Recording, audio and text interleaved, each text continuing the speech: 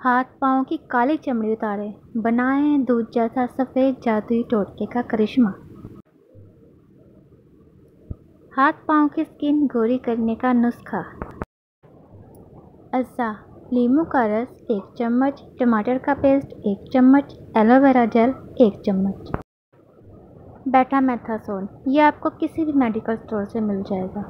Vitamin E के capsule, आपने इतने लेने हैं कि इनसे सिर्फ 1 चम्मच भर जाए। बनाने का तरीका: इन सब चीज़ों को अच्छी तरह मिक्स कर लें और किसी शीशे की बोतल या जार में डालकर रख लें। और अगर आप 14-15 दिन के लिए बनाना चाहते हैं तो आप इनकी मकदार डबल कर लेना और इसका पेस्ट बनाकर फ्रिज में महफूज कर लें। तरीका इस्तेमाल: आपने इसको रात में सोने से पहले, जब आप घर के कामों से बिल्कुल फ्री हो जाएं, तो 20 मिनट के लिए हाथ और पाँव पर लगाना है।